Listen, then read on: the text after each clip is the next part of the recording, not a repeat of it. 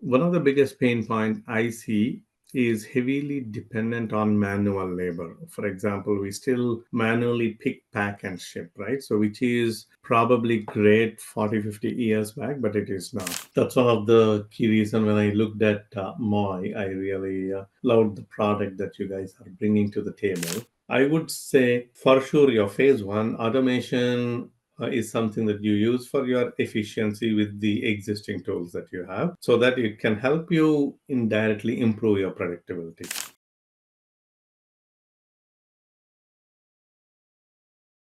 Hi, Ravi. Nice to meet you today. We are starting another podcast episode for Make US Manufacturing Great Again, Competitive Again. So, we are basically with Ravi Ikkurthy, who is a leader in IT in Stellantis. Me and Ravi were talking about earlier, he spends a lot of time doing digital initiatives with Stellantis and their multiple brands. It's going to be a very interesting conversation.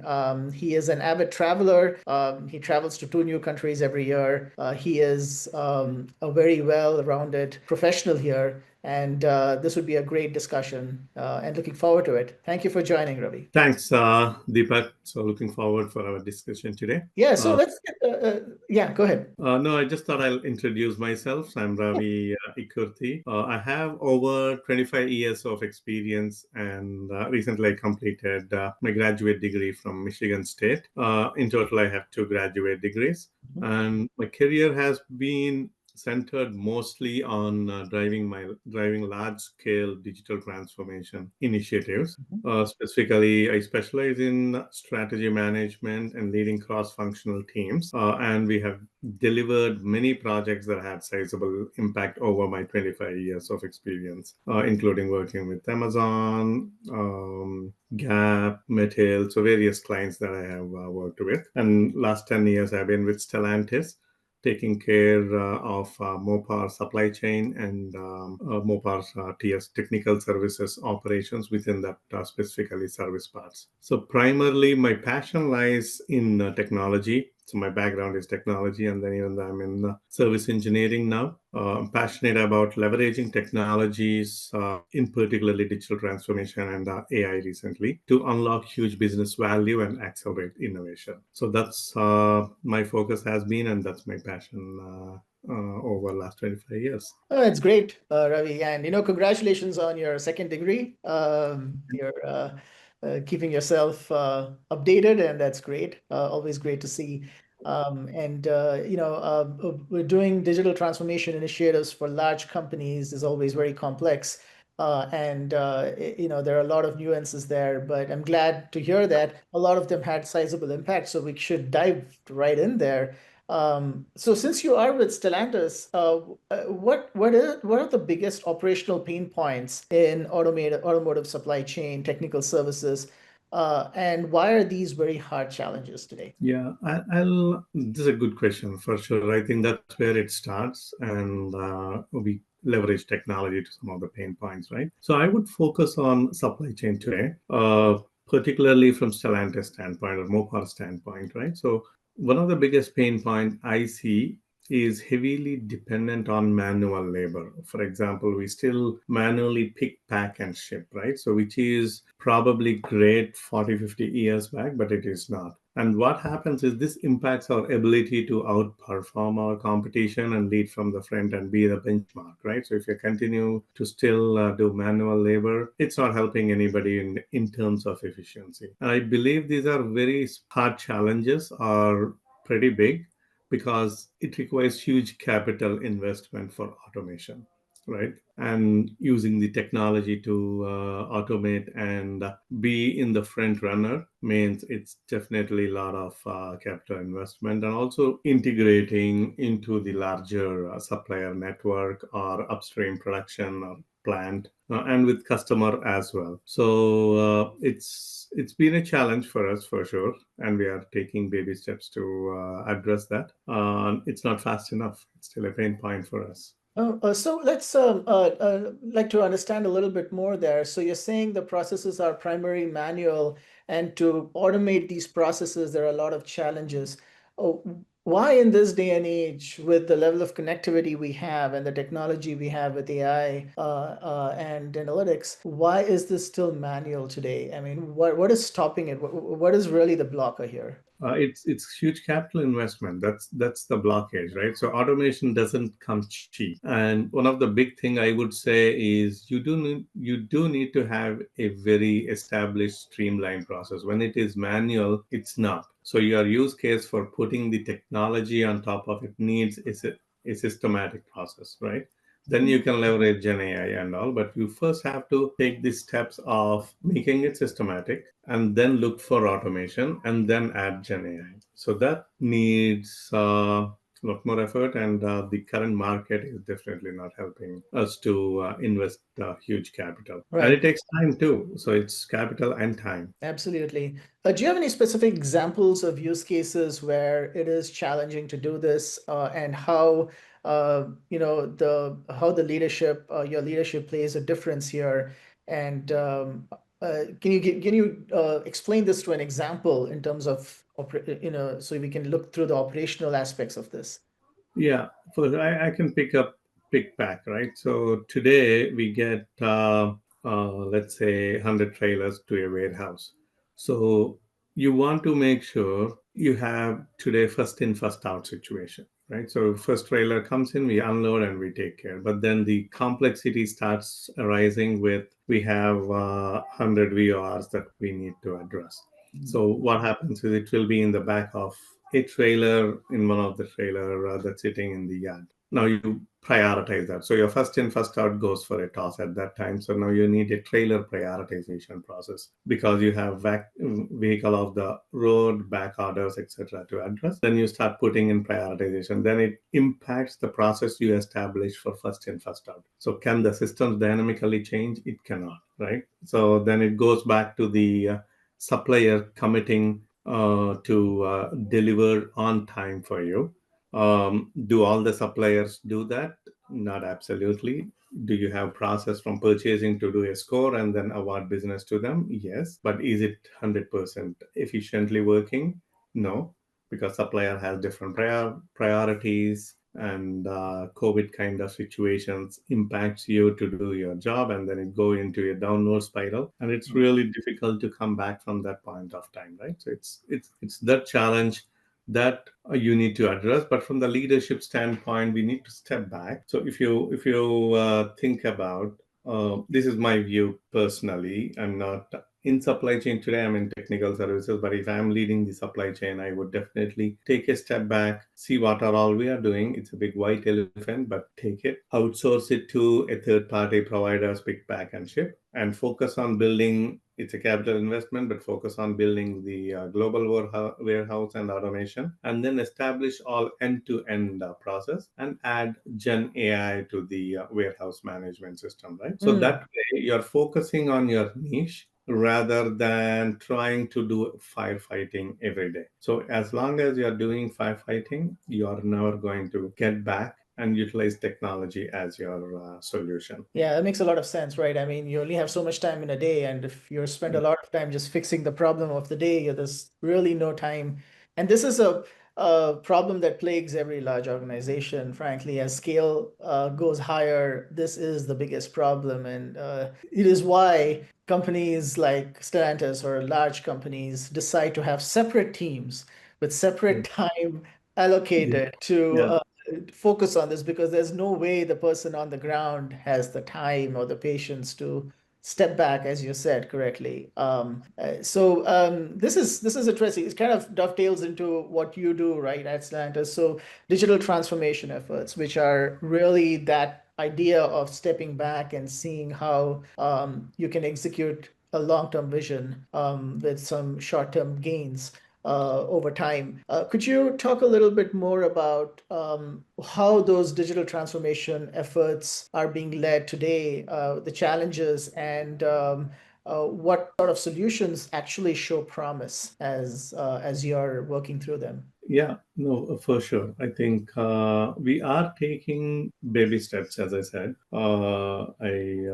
I wish we can definitely take a little more aggressive step, but as you said, it's a big organization. It's very difficult to make big changes with the market not really being supportive in terms of sales, right? I'll give you one small example that we are trying to incorporate. So trying to make digital sales and operation planning, right? So we have huge variability from Mopar. Technically, even though we are manufacturing, but from Mopar standpoint, I view Mopar as retail. So you have enormous amount of SKUs. Your forecast is not exactly like your production plant capacity, etc. Right? So it's like any retail business. So the biggest problem that you always have in any retail situation or retail management is the forecasting, the accurate forecasting, right?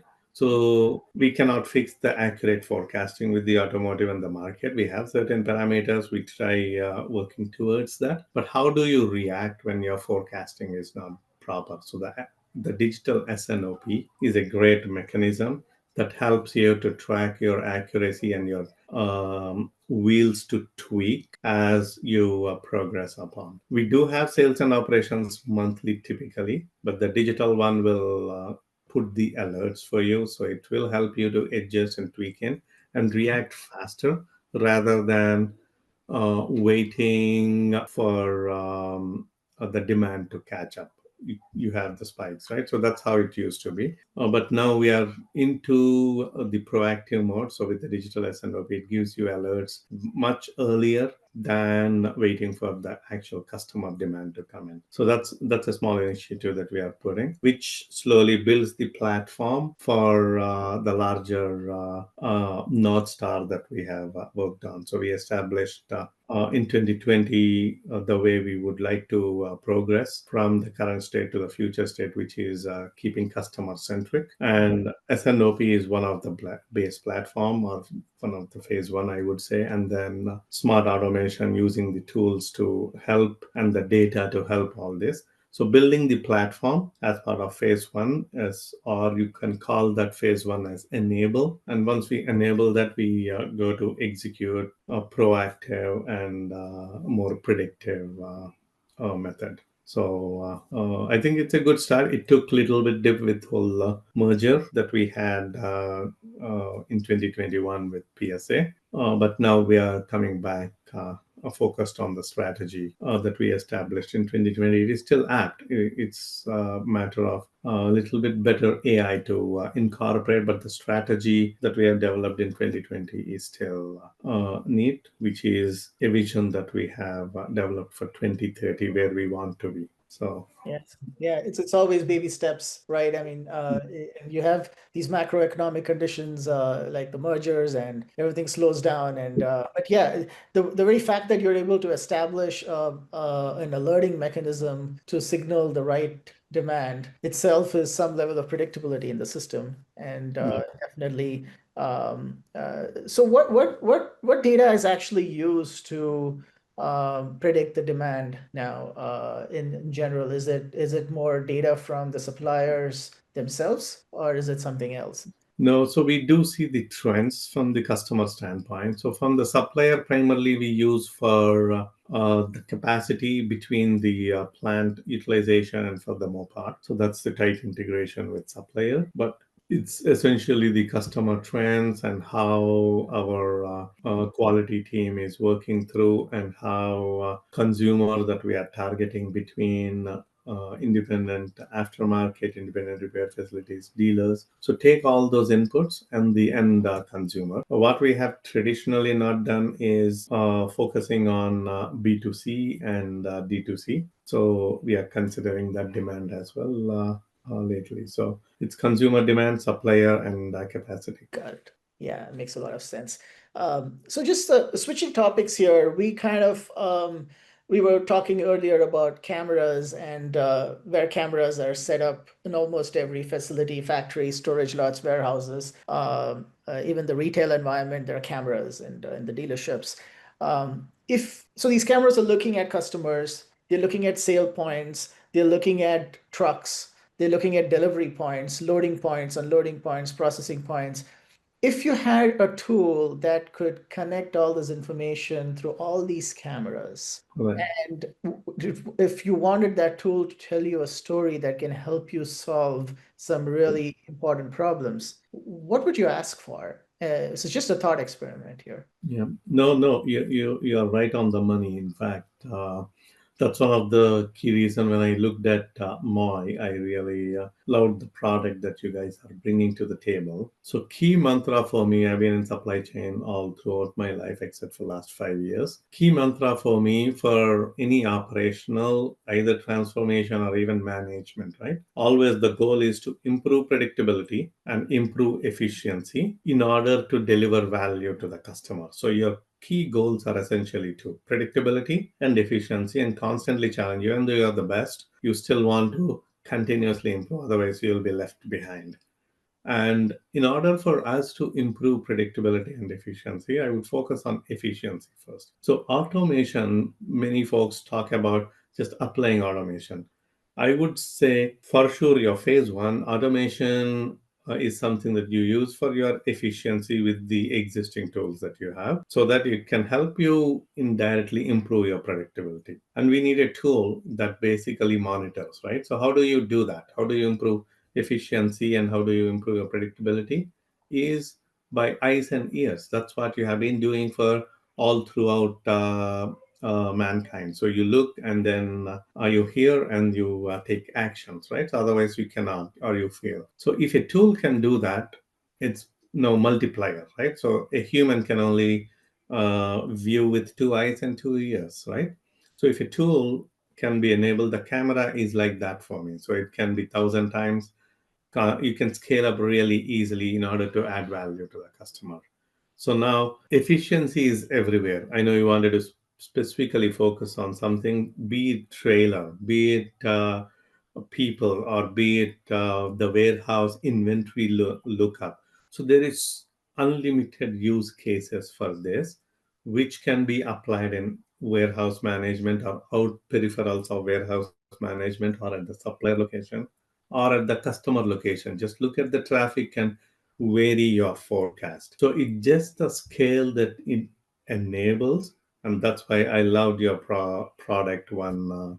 You guys demonstrated in one of the conferences, right? So I would definitely use your product for improving efficiency, which in turn improves our predictability. Inventory, to give you a little more detail example, I would say inventory management. You have stock in shelf. Today, we get into vehicle off the road situation we cannot fulfill because there is minimum stock available always to take care of the business. But it's unless somebody is tracking and updating rightly in the system, it's not going to happen. If the system is good, no issues. But system, as we know, it's not always good. So that's why you need somebody to monitor and tell the shelf is below the stock level, right?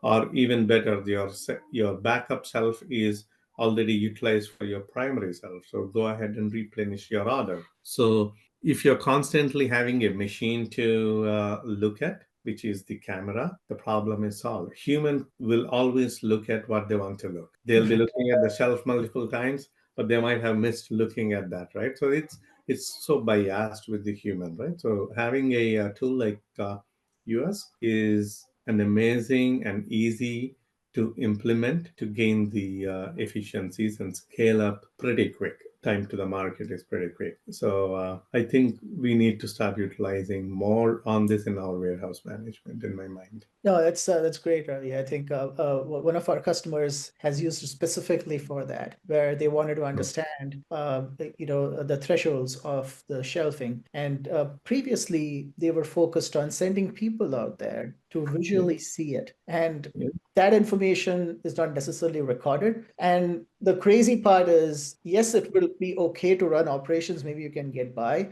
But for what you're doing, where you're stepping back and trying to improve the entire system for predictability, you yeah, want a steady stream of data, even if it is full. You still want to know it's full, and yeah. you want to know it every single. And that's and the customer that we worked with already had cameras looking at it, so they didn't have to do anything really. They just had to Right. look at the report. So it was a very successful idea, and I think the technology today has to move to the physical world, where today it is mostly based on sensors, or it's based on existing data entry points, right? Software systems, ERP systems. But I think there is a huge value here because camera can see the real world, and real world has a lot of complexity, which can be measured correctly now. Yep. And it's unbiased. That is Right. very, very important. People don't realize, Yeah, but it's humans when they are manually looking, it's totally biased looking. absolutely. Yeah, no, you're very right. Cameras don't lie. At least not the live feed. Maybe somebody doctors it. That's changing these days. That, yes, yes, yes. But for this purposes, I think it's as true as it can get. Yeah. Last question here, Ravi, and you've worked through 25 years, major supply chain. If what would be your advice to leaders looking to implement technology and large initiatives to solve these really large problems, which are very unique to large organizations? What would be your advice? No, that's a great question. I think over years, I always have the mantra: problem is equal to opportunity. So that's how I have started, and fortunately, that's helping me all throughout my career. And I believe whenever there is an opportunity, implement technology to support your process to improve efficiencies. Right. So leverage technology to solve your problems. But then many leaders try to implement technology when there is absolutely no process. So they think there is a process, but if you don't do the process mapping and bring technology too early, that's not really going to help, and you lose big time dollars that you have planned for and a lot of change requests, etc. So, what I would advise to any leaders is try to first create a process. Good, bad is up to your customization for your specific need, but establish the process and then start leveraging technology to help you improve your efficiency, which will lead you to a better predictability. So, be careful utilizing technology, is what I would say. Yeah, yeah, I love that. Yeah, a lot of people put technology in front of the process, and Yeah. it's kind of putting the cart before the horse, right? To really try and understand, especially in large organizations, process mapping is not trivial and it's massive. And if that is not done right on time, um, technology is useless. Mhm. And that's great advice. I think in general, when we talk to our customers, we've also seen uh, we we always ask about the process Yeah. before we do workflow integrations, and it's always about understanding how do you do it today? Show me the steps. Who do you Yeah. talk? Who's involved? What are the stakeholders? How does it start? How does it end? And really understanding that workflow is I think it's so important that I would almost say yes, technology will fail if you don't do that. Would totally Yeah. um, it's yeah it's a good piece of advice, and I think it's a great way to end this discussion, because I think speaking through all the operational challenges that you talked about, the core is uh, we have to think about breaking down the problem, understanding processes, really building from baby steps into piece by piece by piece for large organizations. And I think anything that can help you get that baby step go faster, new data like cameras, or new information, right? Or new trends will only help you, but that process doesn't change. It's just may go faster with that data. So I'm really excited for this discussion, Ravi, and thank you for your time again. This was Mm. useful. Pleasure. And for people who want the full piece of the podcast, it's available in the link below. And we also have the transcript available. Thank you. Thank you. Thank you, Vivek. Nice talking to you.